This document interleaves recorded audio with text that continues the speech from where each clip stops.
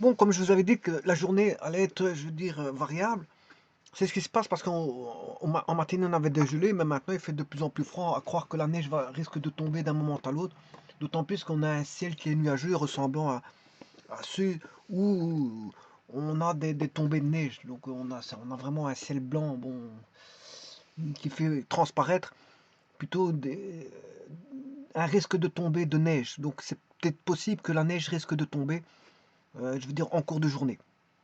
Parce qu'en plus de ça, il fait un froid, ça a vite changé. On est passé du gel à un froid qui se ressent fort. Ça veut dire qu'il y a un courant d'air froid, bon, dans les parages, et on risque d'avoir d'un moment à l'autre des tombées de neige. Voilà, donc je reviens sur cet énoncé et je vais le traiter par une seconde méthode. Bien sûr, il était traité par une certaine méthode. C'était une méthode, hein, je veux dire, je vais vous montrer.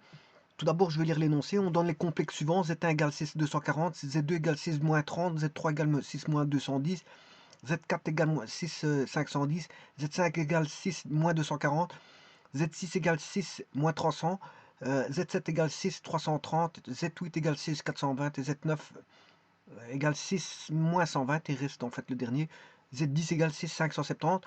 Et c'est tout est mis en degrés. Alors on demande quels sont les complexes qui sont égaux, opposés, conjugués. Et là, ça a déjà été traité d'une certaine façon. C'est la méthode numéro 1 que je vous mettrai en lien. Voilà, voilà, il suffit tout simplement d'aller mettre, de positionner les angles et regarder quand est-ce qu'on a une symétrie, soit l'égalité, les points sont situés l'un sur l'autre, soit une symétrie entre deux points, une symétrie centrale. Là, à ce moment-là, on a affaire à deux opposés. Si on a une symétrie centrale par rapport au centre O, et si on a une symétrie orthogonale, ben, on a entre deux points, on a comment est-ce qu'on appelle ça, deux complexes conjugués. Voilà, et la solution a été établie tout simplement en plaçant et regardant si on avait tout simplement une symétrie. Voilà les complexes euh, qui étaient donnés. Bon, maintenant, je vais établir une autre façon de faire. Voilà, et je vais travailler cette fois-ci avec Z. On sait que Z est égal, dans ce cas-ci, ρ 6 phi.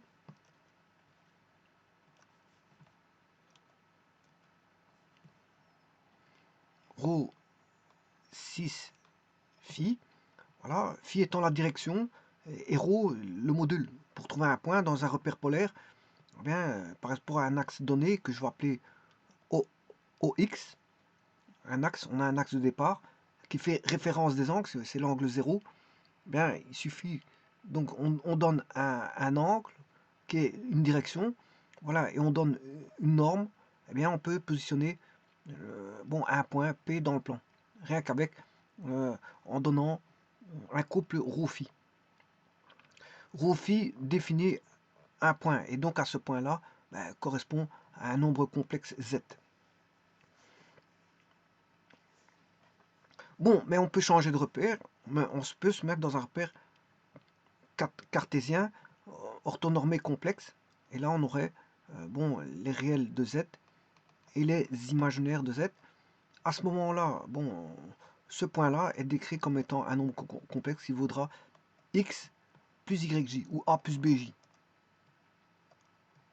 Bon, et alors on va transformer cette écriture trigonométrique provenant d'un repère polaire complexe en écriture euh, algébrique provenant d'un repère cartésien complexe. Donc je l'écrirai sous forme de ceci. Bon, et donc je vais traiter ceci et donc voir quand est-ce que c'est opposé ou voilà, opposé ou égal ou opposé égal ou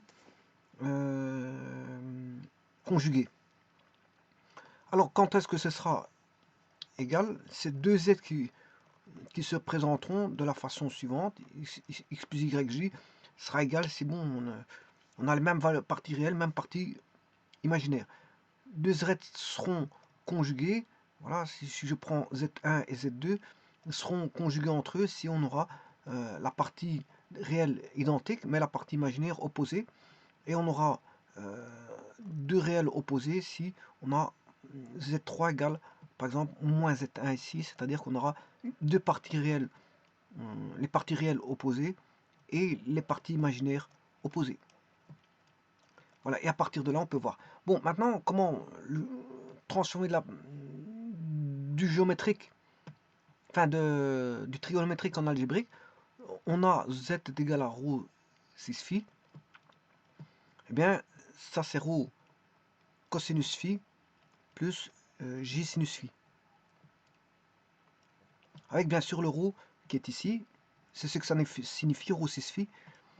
Donc ça vaudra ρ cosinus phi plus j sinus phi. Bon, et la deuxième méthode va va établir ceci, sachant qu'ici, je peux vous le dire dans l'énoncé, le ρ il vaut 1, le module vaut 1.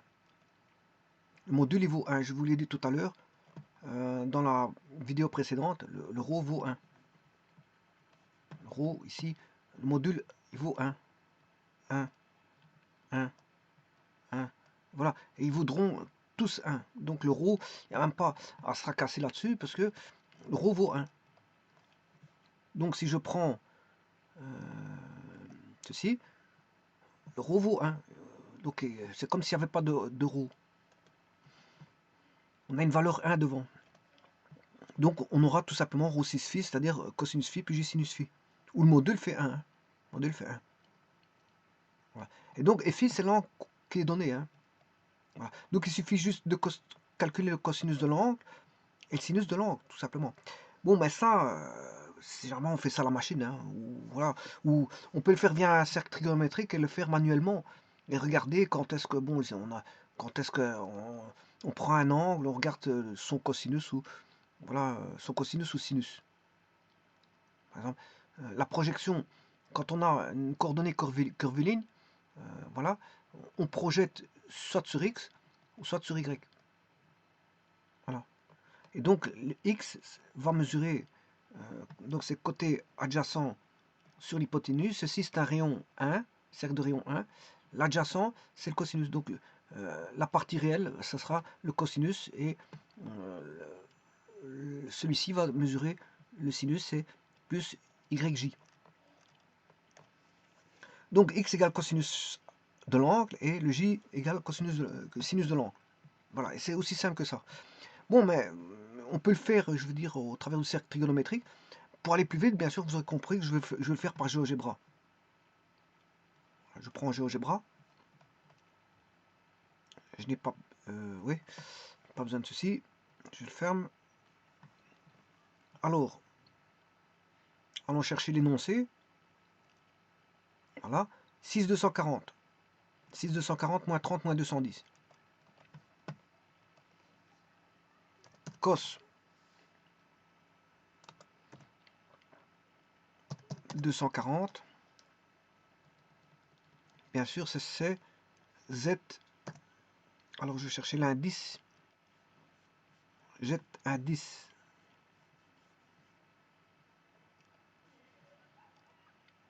Z indice 1 égale 6,240 plus Alt I pour avoir le I rond du complexe. Voilà, il l'a pas mis, je recommence. Là, il l'a mis, plus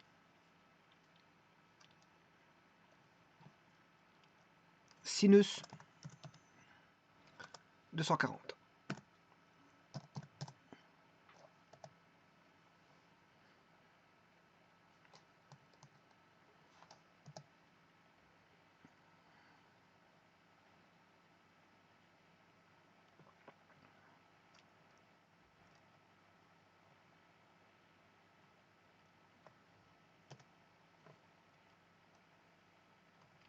J'ai oublié. Voilà.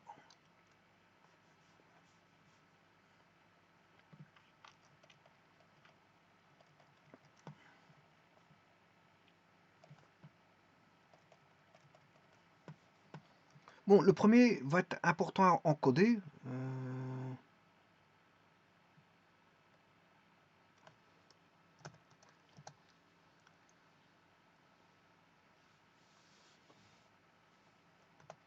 Je vais d'abord mettre, regardez, mettre un A pour voir si c'est pas ça qui pose le problème.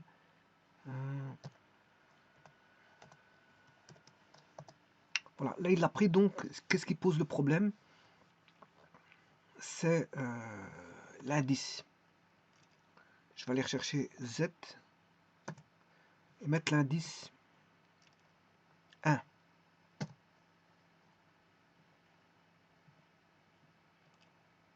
Voilà.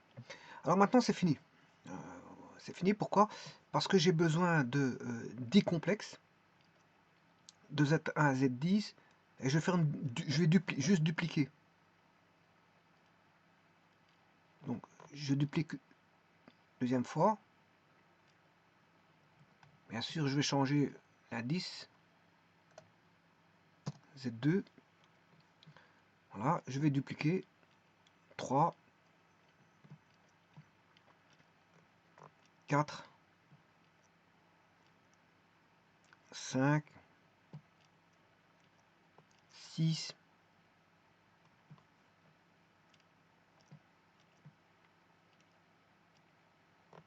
7, 8,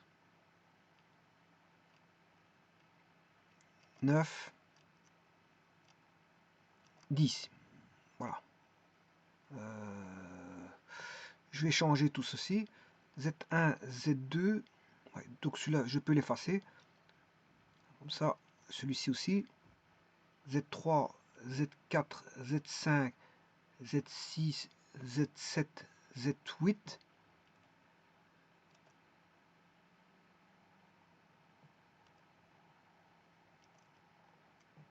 Z9.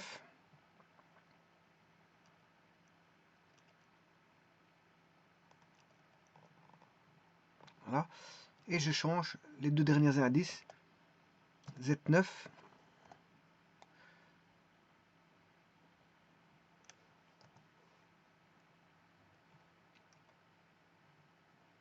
Je vais recommencer celui-ci. Dupliquer.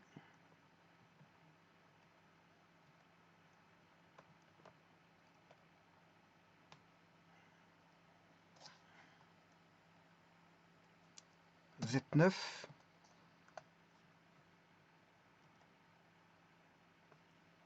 Et Z10. Z10, il a complètement raté. L'indice.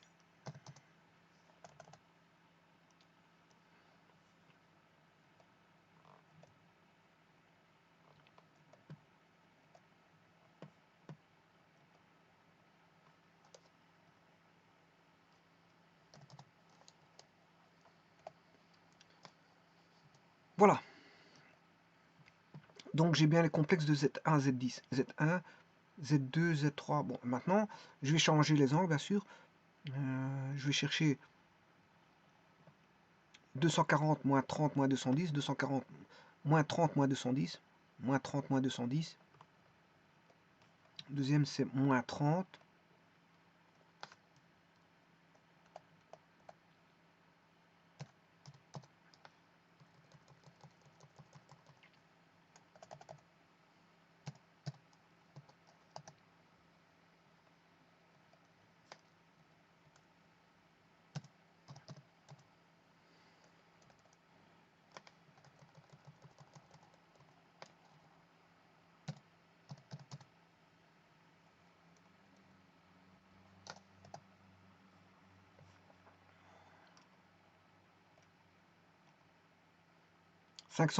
Moins 240 moins 300. Donc je retiens 510, 240, 300.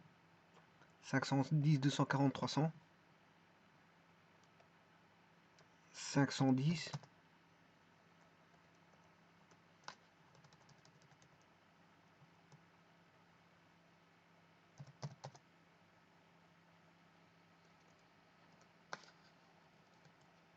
Moins 240.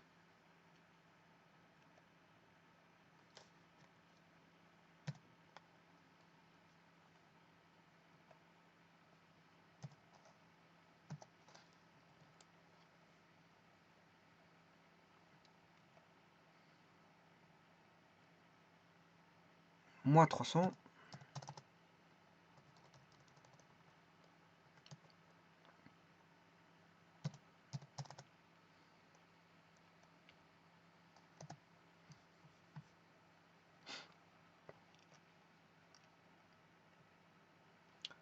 330, 420, 120, 330, 420, 120, 330, ouais, j'ai déjà oublié, je recommence, 330, 420, 120,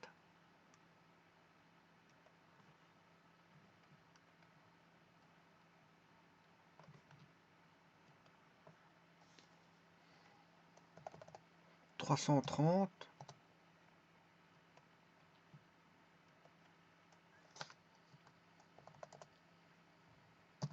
420,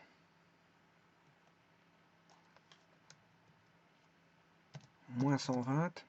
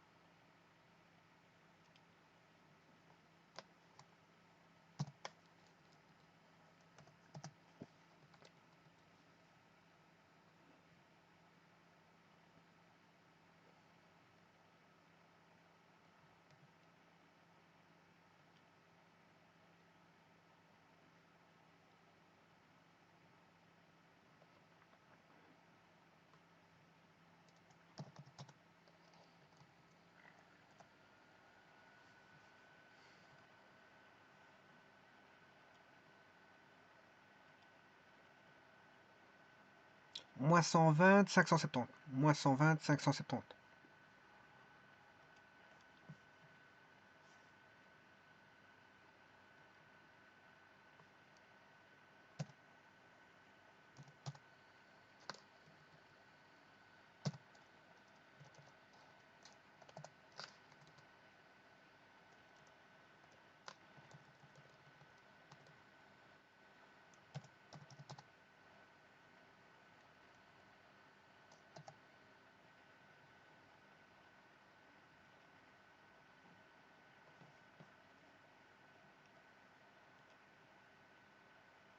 « 570 pour le dernier.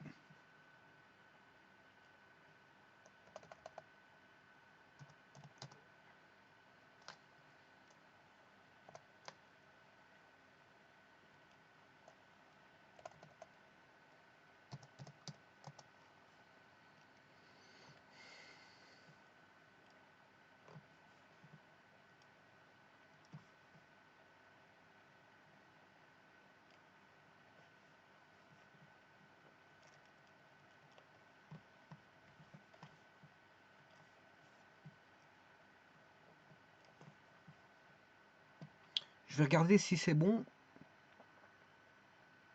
Alors,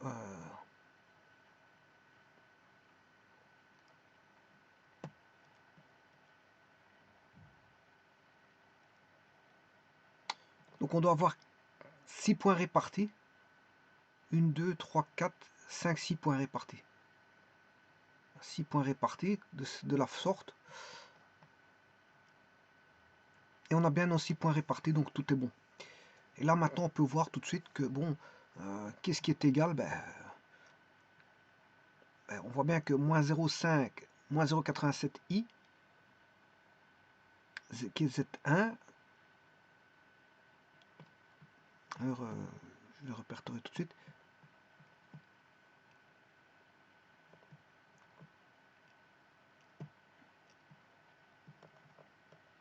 Alors on va faire l'égalité.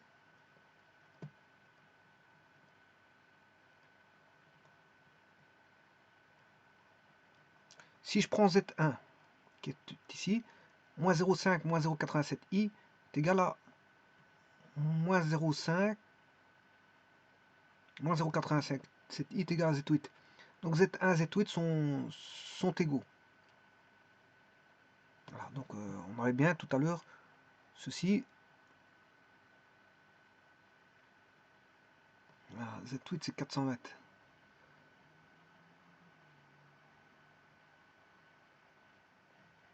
Z1, Z9 normalement. J'ai une petite erreur de codage.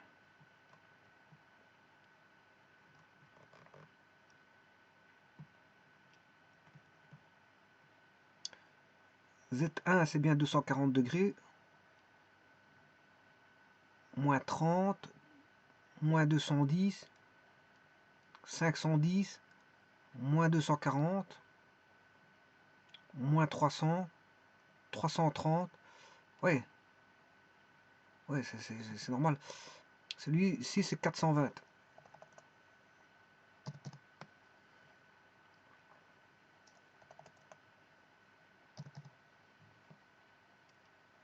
Ensuite, on a moins 120. Ouais, donc celui-ci serait le Z9.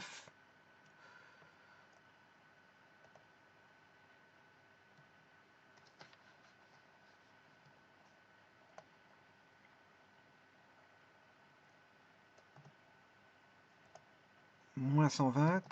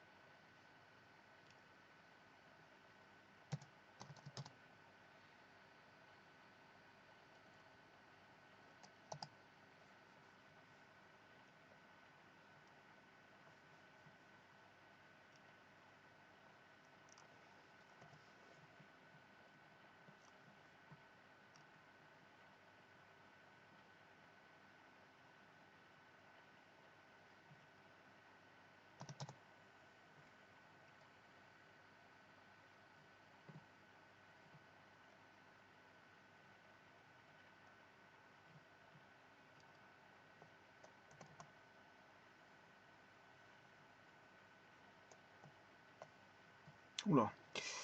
Bon, je fais des petites bêtises ici. Je vais remettre ça d'appoint. Bon, Z8.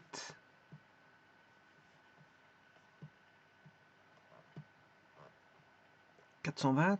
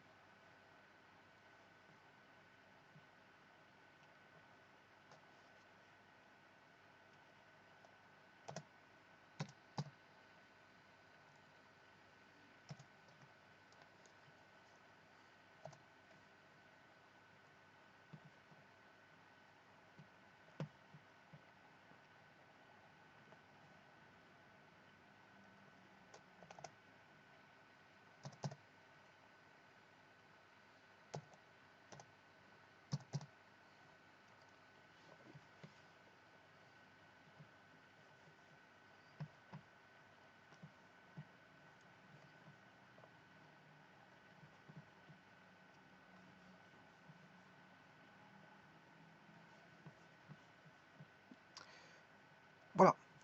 Maintenant, je vais regarder l'égalité.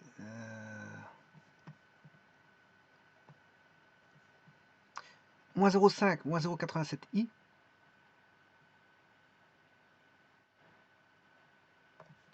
Z1, Z9. Z1, Z9 sont égaux. Voilà. C'est une chose. 0,87 plus 0,5i moins 0,5i.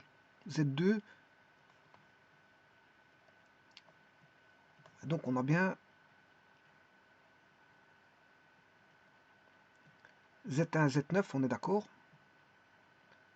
Alors normalement,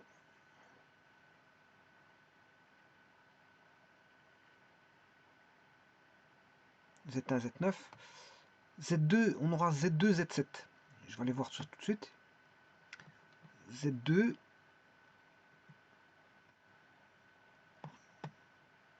Z7, effectivement. Voilà, parfait. Le suivant, Z4, Z6, Z3, Z4.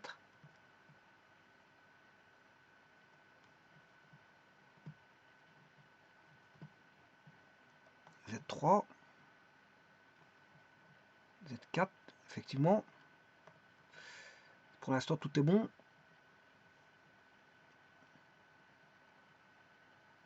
Z6, Z8. Z6. Z8, parfait.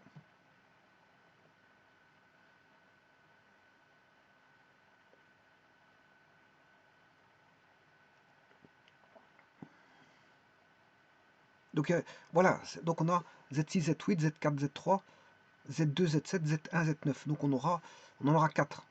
On aura C2-ci, C2-ci, C2-ci, C2-ci. Voilà, donc ça, tous les complexes là sont égaux. Donc on en a 4 à représenter. On a 4 à représenter. Bon, et c'est ces 4 là en fait. Voilà, c'est ces 4 là.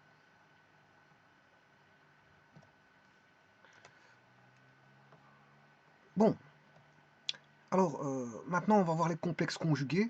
Oui, je vais faire les conjugués.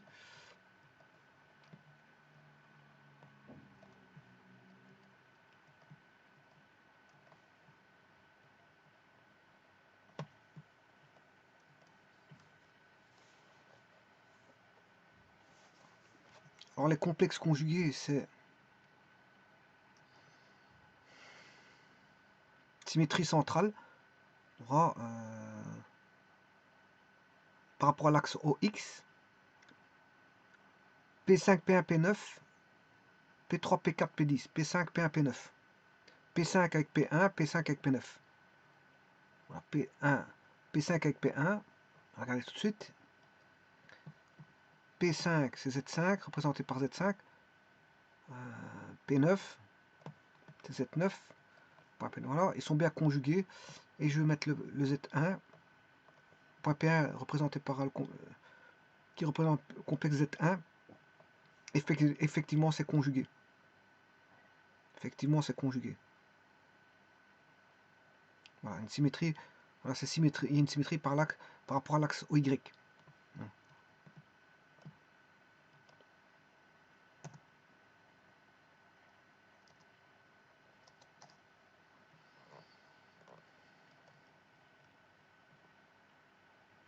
Voilà.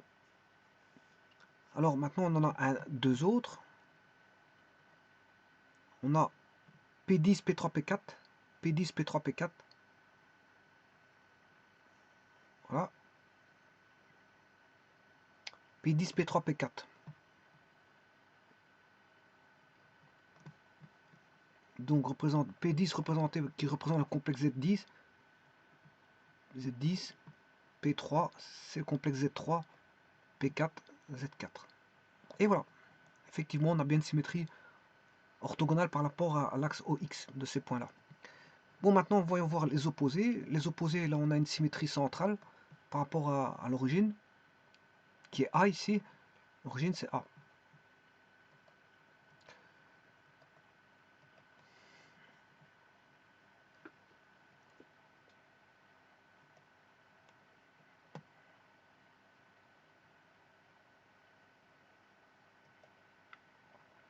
On a une symétrie entre P3, P4, P2, P7. P3, P4, P2, P7. P3, P4, P2, P7. Donc Z3, Z4, Z2, Z7. Z3, Z4, Z2 et Z7. Effectivement, on a une symétrie centrale là. ça c'est bon. On a une symétrie centrale entre P1, P9, P6, P8. Je vais retenir ça par 1968. 1968. 1968. Effectivement, on a bien une symétrie centrale là. D'accord. Voilà. Et a-t-on une autre symétrie centrale? Donc j'ai bien dit P3, P1, P9, P6, P8, P3, P4, P2, P7, et après il n'y a plus de symétrie centrale. P5 n'a pas sa symétrie centrale. Voilà, et P10 n'a pas sa symétrie centrale. Voilà résolu le problème.